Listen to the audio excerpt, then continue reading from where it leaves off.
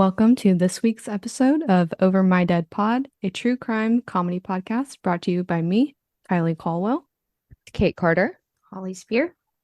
So I know I kind of spilled the beans and told you what case I'm going to do this week. And I told you to very act a little excited. surprised. But I have another surprise because I'm not doing that case. What? Today I'm going to talk about the unsolved disappearance of Sherrill Levitt, her daughter Suzanne Streeter, and Suzanne's friend Stacy McCall, known as the Springfield Three. You bamboozled us. I did. This is going to be a good one. So this one is kind of a wild one, and I have a lot of information. And just for the sake of the plot, I'm going to bounce around the timeline a little bit, but I'm going to wrap it all up at the end. You might need a notebook for this one, Kate.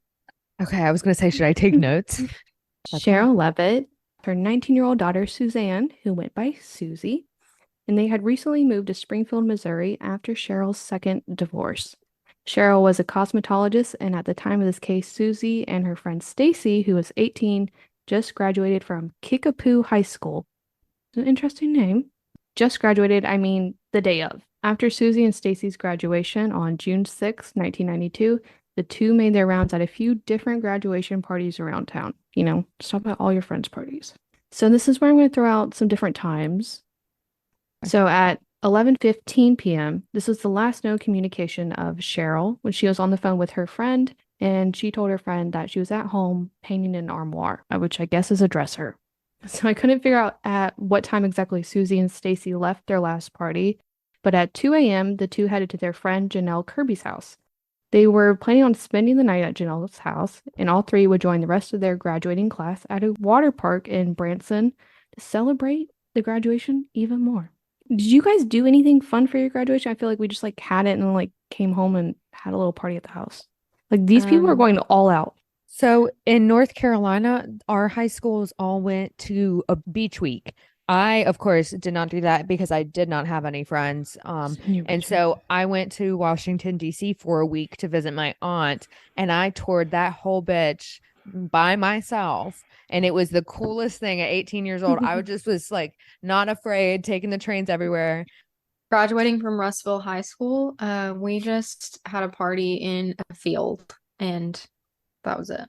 That really sounds about right.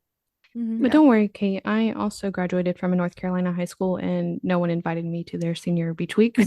Anyways, once the duo arrived at Janelle's house, however, they quickly realized the house was too crowded for a sleepover with all of Janelle's family in town.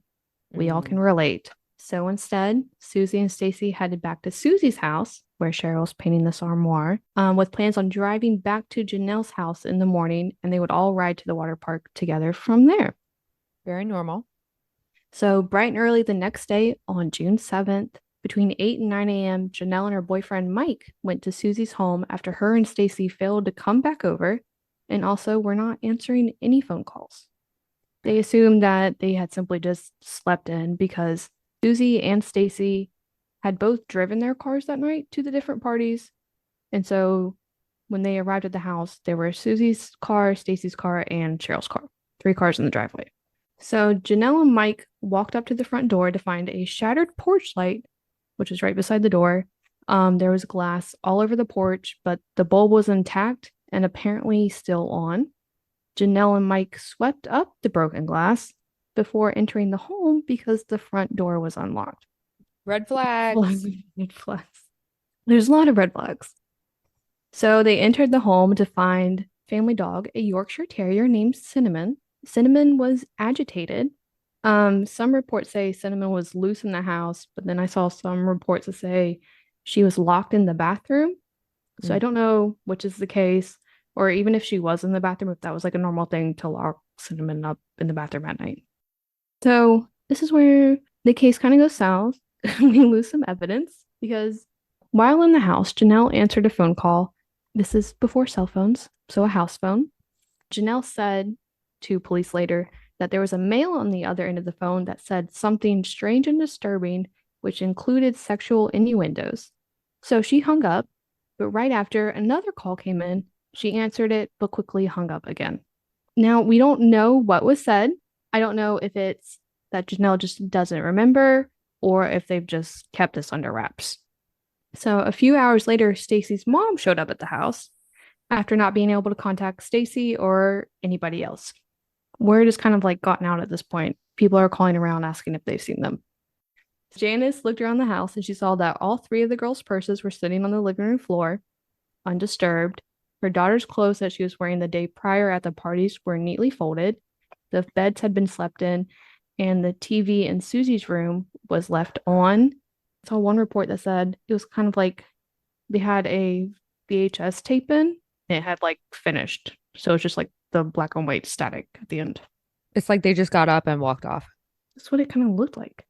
Also, Suzie and Sherrill were smokers who never went anywhere without their cigarettes on them, but they were also found in the home. Janice knew something was up at this point. Mm-hmm. So Janice called the police from the house phone. But Janice f***ed up. Sorry, I have to say it. Because after Janice called the police, she checked the answering machine where she heard a strange message and then she deleted it. Okay. Janice. We'll come back to Janice later because turns out she's actually a very nice lady. By the time police arrived, they had estimated about 10 to 20 people had come into the house looking for the three, rummaging through things, and of course, compromising any evidence. To this day, police believe that those voicemails that were deleted contained vital evidence. Absolutely. Police did search the house a little further. They found that there was nothing missing, including money in the purses, jewelry, and of course the three cars in the driveway. There were also no signs of struggle in the house besides the broken porch light. The house was completely normal. So police didn't really know where to start without any evidence or clues. So a neighbor did come forward shortly after, saying that around 6 a.m. on June 7th, so this was like a few hours before Janelle and Janice came over, she saw a suspicious van. There's always a suspicious van. There's always a suspicious van. This woman said that she was sitting on her porch watching the sunrise, and a green or silver Volkswagen van pulled into the driveway of the house next door. The woman said that the driver was Suzie, who appeared to be crying, and that she heard a man say, "Don't do anything stupid, back up." So the Springfield Police Department took this information and completely ran with it. They put on an APB for the van. They even bought one exactly like it, and they put it out front of their police department with a sign asking if anyone's seen this van. Yeah, right there. Right there. It's right there.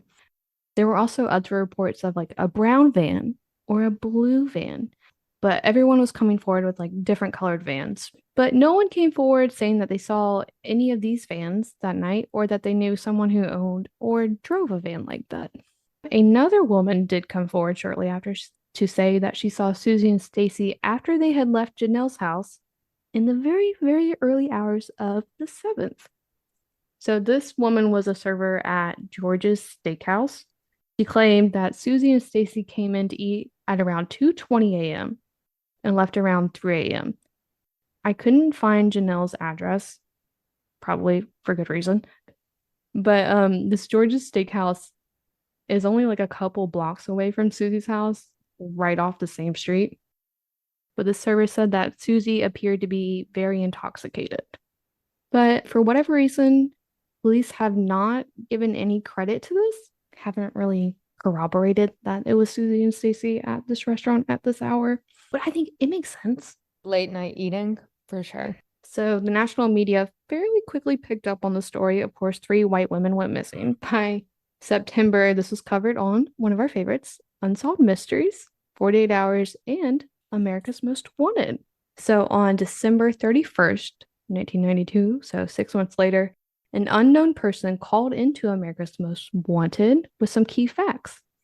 This person stated that the 3 women were buried on a farm in Webster County, Missouri. So when America's Most Wanted tried to connect the caller with the Springfield Police Department, the anonymous caller hung up. We're going to come back because I think I know who called it. Ooh. But police did obtain a search warrant to search the farm. Webster County is northeast of Springfield, really not that far away. The results of the search are sealed, but allegedly the report states that items were recovered. I mean, they have to be. If they weren't if they didn't recover anything, it would be open, you know. It wouldn't be sealed. Right. So another tip came in 2003 that led to another farm search. I don't know how many farms are in Missouri. A A lot. lot. Okay. So someone told authorities that they had heard the three were buried in the green van on a farm in Cassville, Missouri, which is a little southwest of Springfield. We do know from reporters on the scene that police located debris, including pieces of a green vehicle, and there were rumors that cadaver dogs were brought out and alerted on several points throughout the property. But it hasn't obviously been confirmed that cadaver dogs alerted. I think if they had, obviously they would have dug up if there was something, case would have been solved, or at least they would have been found. So now we're going to get into the weird shit. We're going to fast forward 13 years. 3 women remain missing. So a local crime reporter named Kathy Baird was extremely interested in this case, and she began her own investigation. Kathy received a tip from a psychic who said that Sherrill, Suzie, and Stacy were buried under the concrete parking garage of Cox Hospital in Springfield. Now, at the time of their disappearance, it was an empty lot, and construction didn't begin until September of 93, so a little over a year later. Kathy, however, still decided to hire Rick Norland, who I found out was one of the lead guys during 9/11, who used his little scans to find bodies, very highly respected in this field. He did his scan and he found 3 anomalies. Stop it. Two horizontal and 1 vertical. He says match what he had seen before with buried human remains. This is interesting. So you may be wondering, did police search the parking garage? Probably not. They did not. Of course. They refused to dig up anything or take any samples from the concrete. And they basically have told reporters that Kathy's tips were horseshit and they come from psychics. So I'm going to show you these scans. On ground scans, when they do stuff like that, it's you see the lines, but if there's any disturbance in the lines, that means there's stuff under the ground, obviously. But the disturbance kind of show you where it's thicker than it is in other places. For the listeners, it kind of looks like a heart monitor. And it's supposed to be like a flat line. And then if there's any disturbance, it would tick up. So when I first heard about these scans, I was like, okay, obviously they're in there. But after doing some research with the web sleuths, I don't really know what to think. I think the biggest nail in the coffin, no pun intended, is that if there were human bodies in there, they would have been discovered during construction. If they had been buried there, the day of or soon after their disappearance, like the construction of it, like leveling the ground, the parking garage that just built straight on the ground, like they put support underground and stuff like that, I think it would have revealed something. Unless it was like they just poured concrete. Like, was it already leveled or had they not touched that area at all before the I'm not sure. I just Gosh. saw that construction began in September of 93. So I assume before then it was just nothing completely was going untouched. on? Yeah.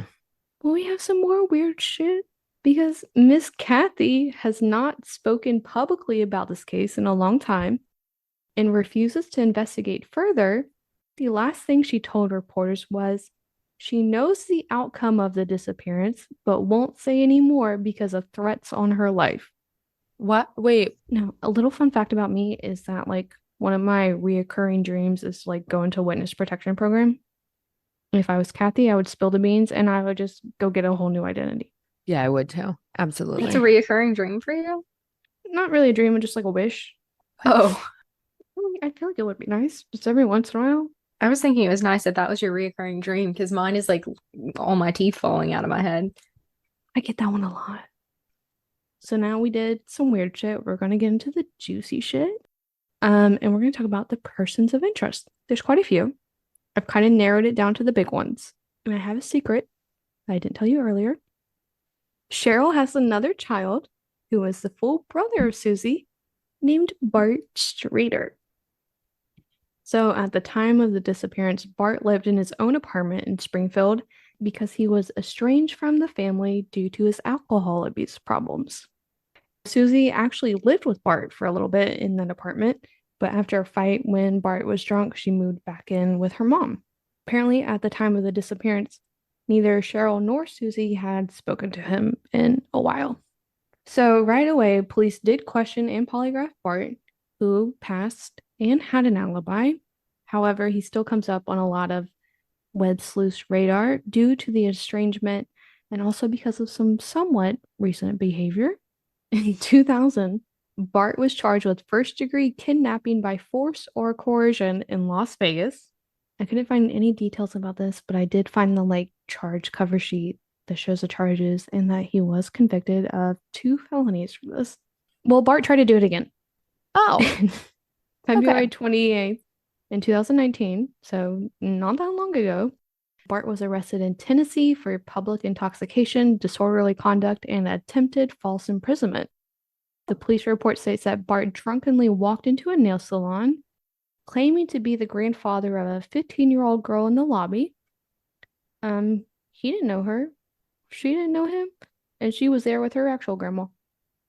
We've got some issues with Bart.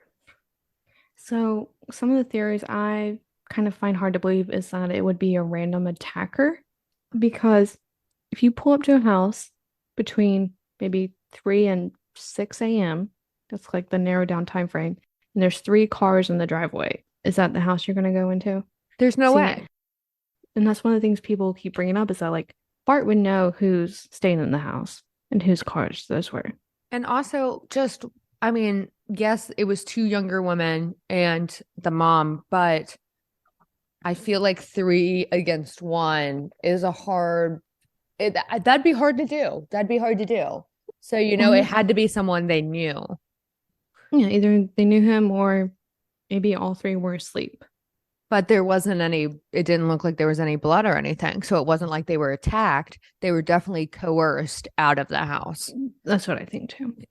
So Bart's little weird behaviors, he's actually been very cooperative with police, and he's kind of been leading family movement to hey, what's going on? What's the dealio?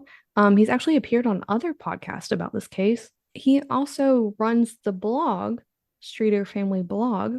It's still up. He still updates it with just updates on the case, and he also posts happy birthday.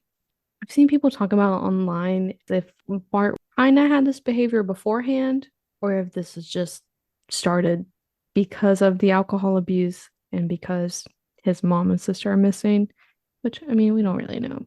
So another person of interest is Mr. Robert Craig Cox, in their relation to the Cox Hospital we talked about earlier.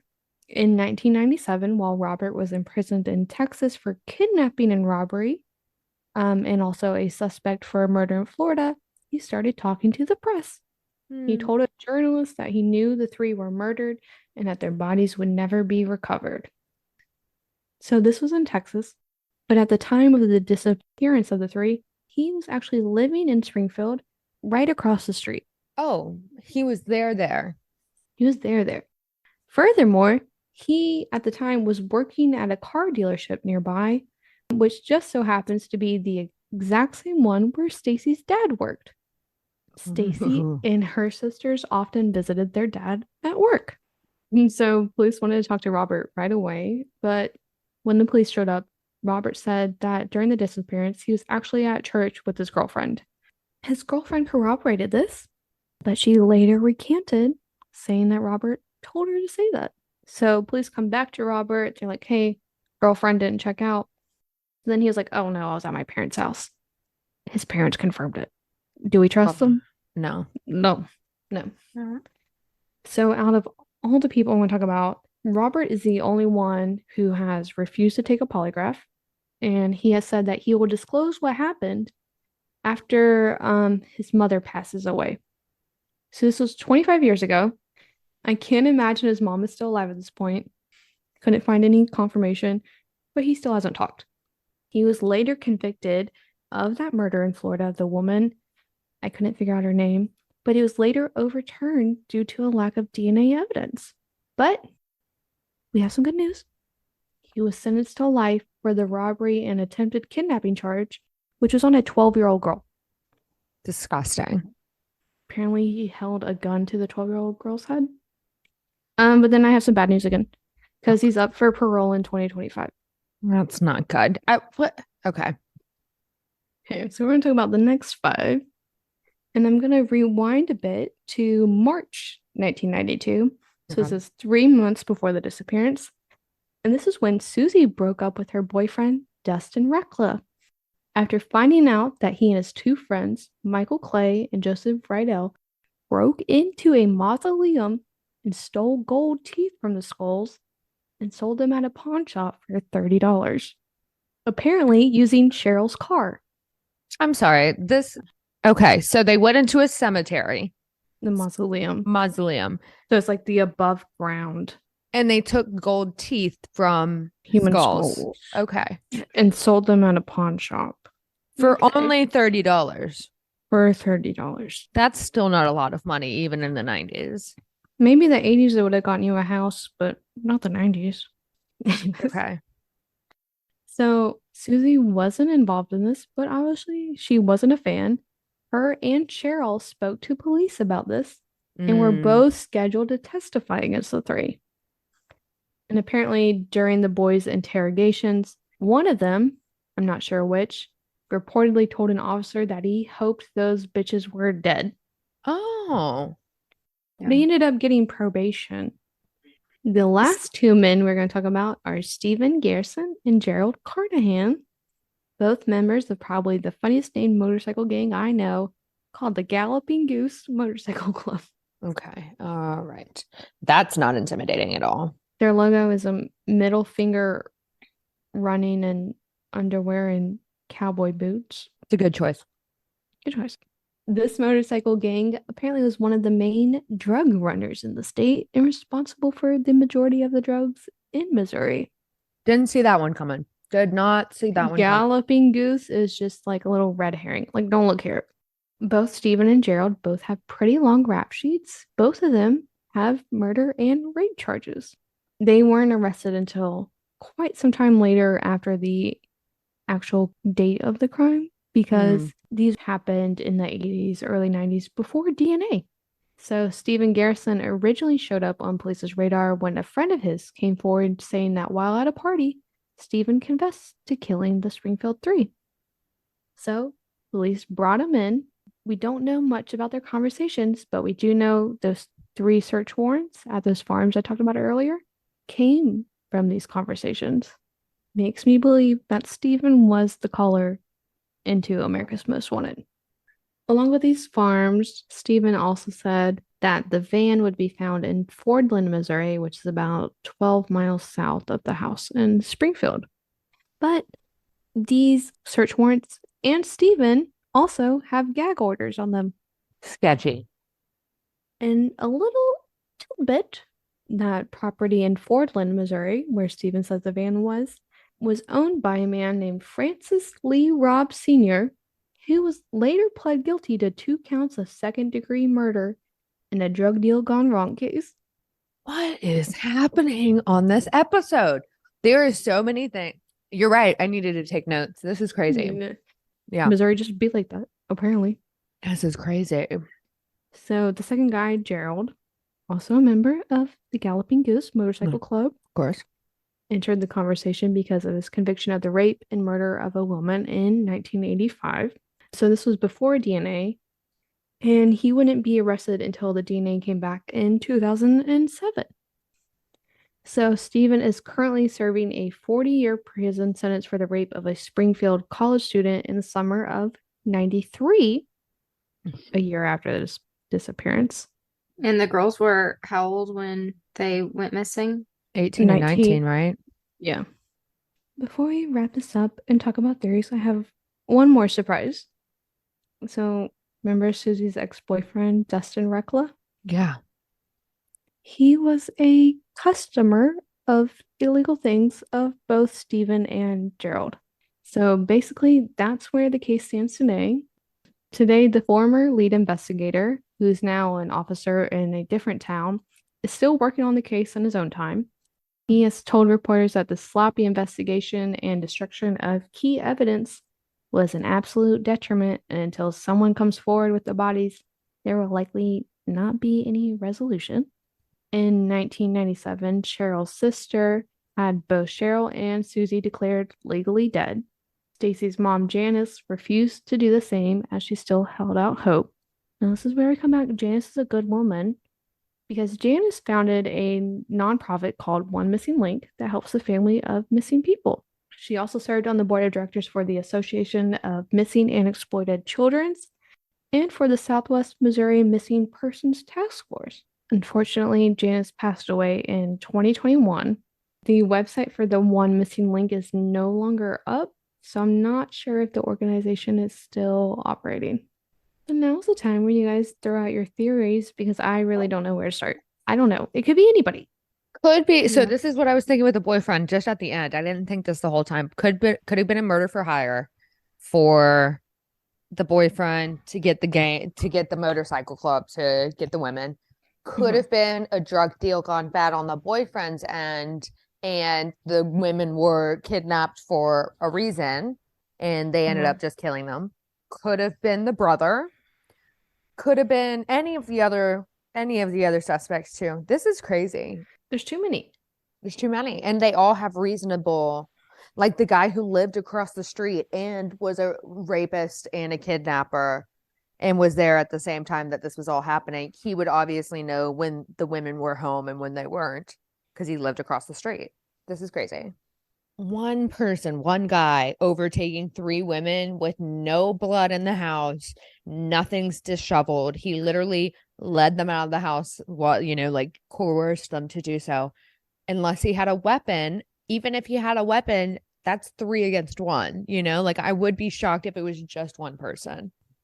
I really am feeling more towards the motorcycle club just because those guys did have the backgrounds of killing, kidnapping, and I don't remember if there was rape or not, but they've killed people around the same age, same MO, stuff like that. So that's definitely 3 of the suspects are in prison. The other 3 haven't talked.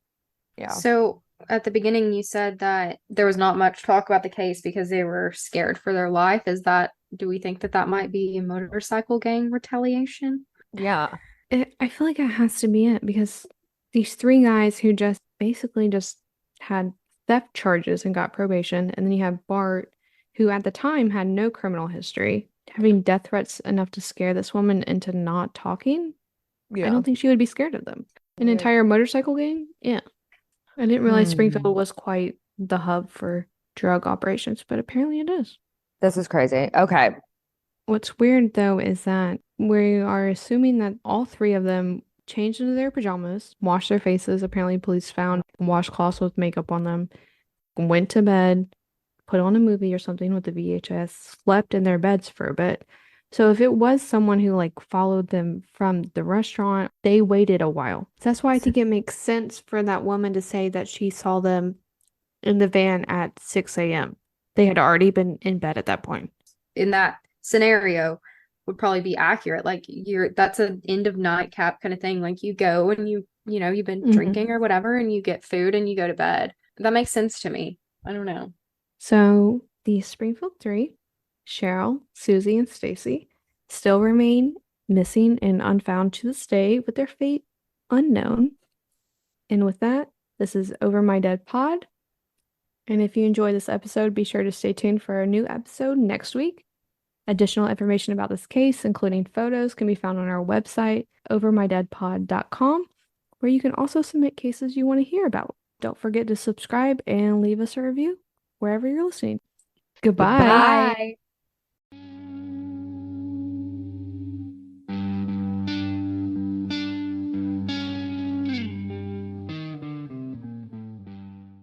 Hi guys. So we thought it would be fun if we did a little chit chat at the end of our episodes. So what do you guys want to talk about? So, I actually have a big story that I've been keeping in track with for the past few days now. If you guys are interested, it is a current murder story that we are learning about, and it's international. So do you guys want me to talk about it? Of course. Give us the deets. Okay, so I'm actually going to read you guys a quick little article that is from People magazine. Not always the most reliable source, but in this case, definitely good. So here we go. A 12-year-old girl in Paris, France, who vanished after school on Friday, was found stuffed in a trunk with her throat slit and the numbers 1 through 0 written on her feet, say authorities.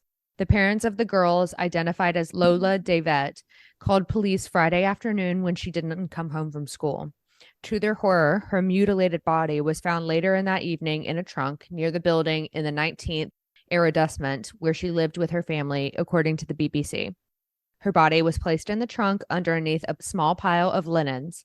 Her hands and feet were bound with tape, and her throat had been cut several times. The autopsy also showed that she died of asphyxiation. She had also been sexually assaulted. The BBC, citing authorities, reports 2 post-it notes were left on her feet with the numbers 1 and 0.